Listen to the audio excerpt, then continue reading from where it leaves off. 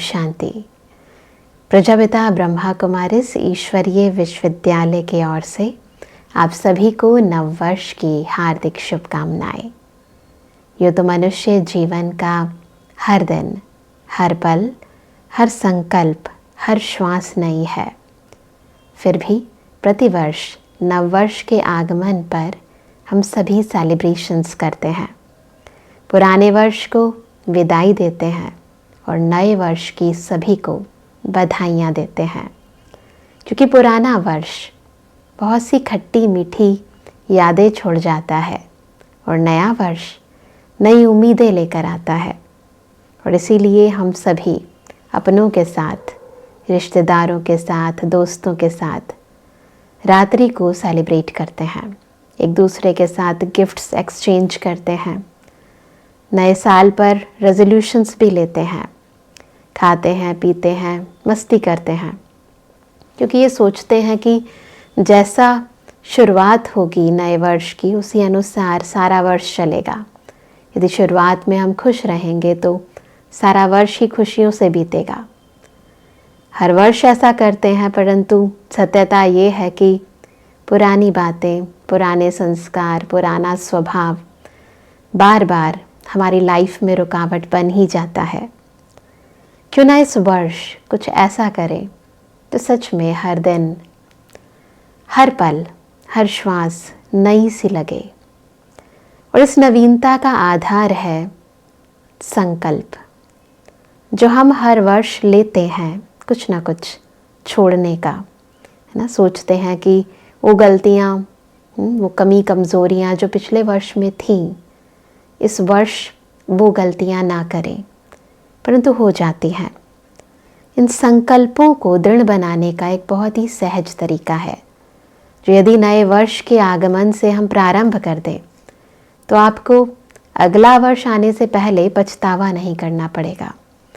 विदाई की भी दुख, चिंता नहीं होगी, पछतावा नहीं होगा। तो पहली बात, यदि हम हर दिन की शुरुआत इस नए वर्ष में बस आधा मिनट, ज़्यादा नहीं, आधा मिनट मेडिटेट करें।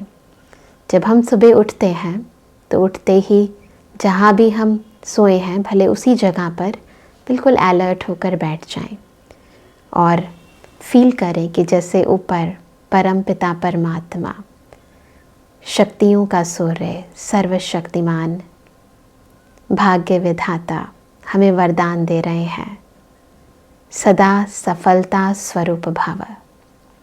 बस दिल से इस वरदान को स्वीकार करें।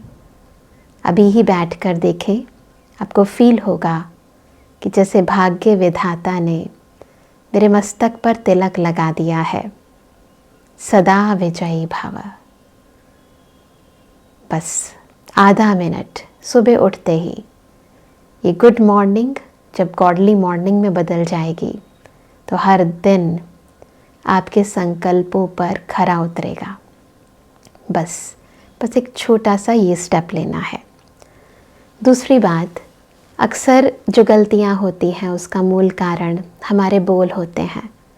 कुछ गलती से निकल जाता है। वैसे तो जब छोटे थे तो यही पढ़ते थे कि सोच समझ कर बोलो, पहले तोलो फिर बोलो। लेकिन प्रैक्टिकल बात तो कुछ और ही होती है। जब हम बोल देते हैं उसके थोड़ी देर के बाद सोचते हैं और फिर समझ रहे होते हैं कि अगर ऐसा ना बोलते तो शायद इतनी गड़बड़ नहीं होती।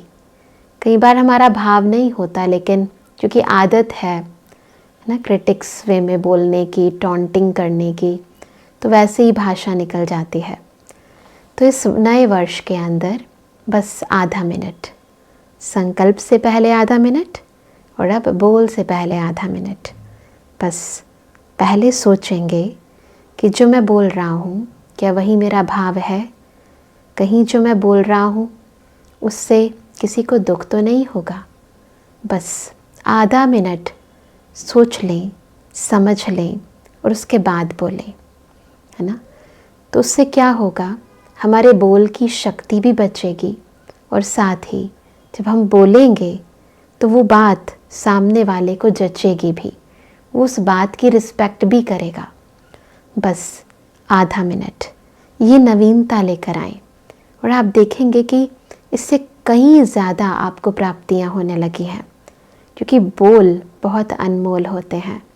आपका बहुत सारा समय, शक्ति, श्वास बोलने के बाद जो रिश्तों में रंजिशें आ जाती हैं उनको ठीक करने में चला जाता है, उस समय भी बचेगा।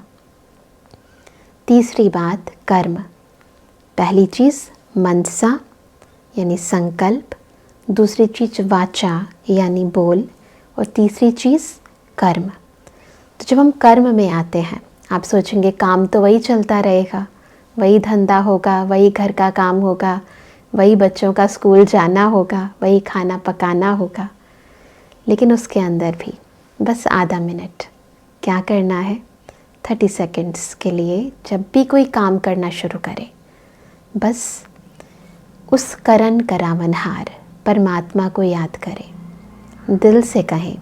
हम उस परमात्मा को कहते हैं शिव बाबा, आप भी कह सकते हैं, नहीं तो परमात्मा, गॉड, ईश्वर, भगवान कहकर पुकारें, परंतु दिल से, सच्चे दिल से कहें कि ओ शिव बाबा आ जाओ, मेरी मदद करो। बस एक के जब दो हो जाएंगे तो काम करने की स्पीड भी बढ़ जाएगी। और समझो आपको वो काम अच्छी तरह नहीं भी आता, लेकिन भगवान तो करन करावनहार है, किसी न किसी तरीके से आपसे करवा लेगा। तो यदि कर्मों को श्रेष्ठ बनाना चाहते हैं, उसमें सिद्धि पाना चाहते हैं, सफलता पाना चाहते हैं, तो बस आधा मिनट ये करना शुरू कर दें। आप देखेंगे कर्मों की स्पीड बढ़ जाएगी, आपको बहुत सारा समय बच जाएगा और आपको इतनी खुशी मिलेगी काम करने के बाद जो आपने सोचा भी नहीं होगा। अक्सर काम करने के बाद थकावट होती है, लेकिन करन करावनहार का साथ जब मिल जाता है तो थकावट नहीं होती, क्योंकि वो बिगड़ी को बनाने वाला है, वो दुख हरता सुख करता है।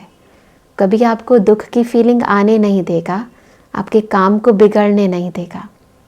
तो बस आधा मिनट हर कर्म को करने से पूर्व लगाएं।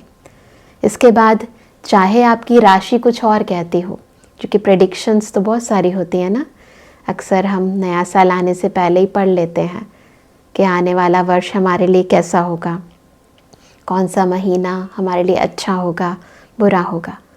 ठीक है, वो आपके साथ हैं, मान लेते हैं उस भविष्यवाणी को भी, लेकिन जिसके साथ आप हो वो तो खुद भाग्य विधाता है ना। जब भाग्य विधाता आपके साथ है तो आपका तो कुछ बिगड़ ही नहीं सकता, भाग्य तो सदा ही आपके साथ है। तो वो आपके हर बिगड़ने वाले कार्य को भी सुधार देगा। तो बस हर रोज़, हर संकल्प करने से पूर्व, हर बोल बोलने से पूर्व, हर कर्म करने से पूर्व ये आधा मिनट निकालने का एक छोटा सा अभ्यास करें, एक प्रैक्टिस कर लें। एक हफ्ता भी यदि इसको आप मेंटेन करके चलें, आप देखेंगे कि आपको उसकी आदत पड़ जाएगी। और जब आपको हर चीज़ में प्राप्ति होने लगेगी तो फिर आपको फील होगा कि कितना इम्पॉर्टेंट है ये आधा मिनट। साथ ही नए वर्ष पर हम देखते हैं कि हम सभी रात को सबको गिफ्ट देते हैं ना, है ना, कुछ नया होता है, कोई सेलिब्रेशन होती है तो हम एक दूसरे को गिफ्ट देते हैं। अब रोज़ गिफ्ट ना कोई आपको दे सकता है, ना रोज़ रोज़ आप दूसरे को दे सकते हो, परंतु हाँ, यदि आप चाहते हो कि रोज़ आपको गिफ्ट मिले, रोज़ आप चाहते हो कि दूसरों को भी हम गिफ्ट दें, तो पहले एक छोटी सी बात याद रखें कि हम दाता के बच्चे दाता हैं, लेवता नहीं हैं, हम देवता हैं, देने वाले हैं। अब देना क्या है? फ्री की चीज़ है, परंतु बहुत काम की है और आजकल बहुत डिमांड में है। वो क्या है? दुआएं, शुभ भावनाएं, शुभकामनाएं।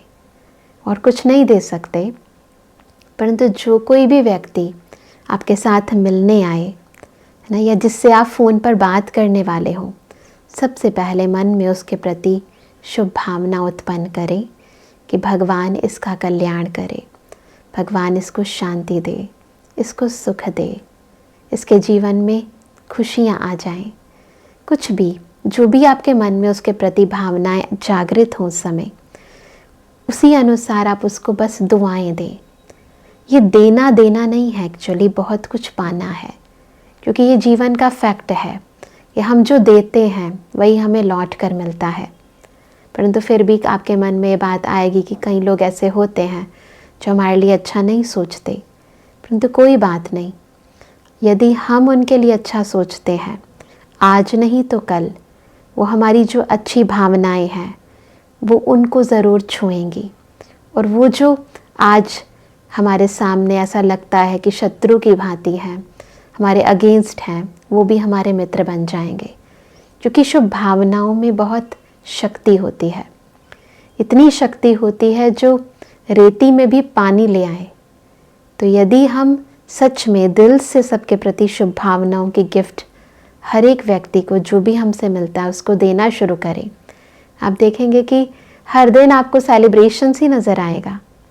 तो गिफ्ट देंगे, मुख के मीठे बोलों की मिठाई खिलाएंगे, यही तो करते हैं ना सेलिब्रेशन में ना। नए वस्त्र तो हम पहनते हैं जब भी कुछ सेलिब्रेट करते हैं, परंतु जब हम ऐसे अच्छे कर्म करेंगे तो इससे हमारा स्वभाव और हमारा संस्कार भी नया बन जाएगा। और ये नए संस्कारों और स्वभावों के वस्त्र सूक्ष्म रीति जब हम पहन के रखेंगे तो आपको ऐसा लगेगा कि हर दिन में एक नया उमंग है, नया उत्साह है, नई खुशियाँ हैं। हर पल आपको अच्छा लगने लगेगा। क्या आप नए वर्ष के अंदर ये आधे मिनट का, ज़्यादा लंबा नहीं है, बस आधे मिनट का थोड़ा सा चेंज अपने लाइफस्टाइल में ला सकते हैं? करके देखिए, इनफैक्ट आज ही से करके देखिए। अगर आप देखें तो ये सूक्ष्म परिवर्तन आपकी लाइफ के अंदर स्थूल रूप में भी बहुत सारे परिवर्तन ले आएगा। ज़िंदगी के अंदर आप सफलता चाहते हैं, आप चाहते हैं कि लाइफ में आपके अपने सदा स्वस्थ रहें, आप चाहते हैं कि सबके जीवन के अंदर हेल्थ, वेल्थ और हैप्पीनेस बरकरार रहे, तो बस यही दुआएं अपने प्रति और दूसरों के प्रति हर रोज़, हर संकल्प में, हर बोल में, हर कर्म में करते जाएं। तो जो बीत गया उसके बारे में सोचकर घबराओ नहीं, परेशान नहीं हो। हिम्मत का एक कदम रखो, ईश्वर की मदद लो और इस नए वर्ष में आगे बढ़ते चलो। उसका खुले दिल से स्वागत करो, आगाज़ करो। आप सभी के लिए ये नया वर्ष खुशियाँ लेकर आए, आपके तन को तंदुरुस्त करे, आपके मन को शक्तिशाली बनाए। इन्हीं शुभ भावनाओं के साथ आप सभी को एक बार फिर नए वर्ष की बहुत बहुत बहुत बधाई हो, बधाई हो, बधाई हो। ओम शांति।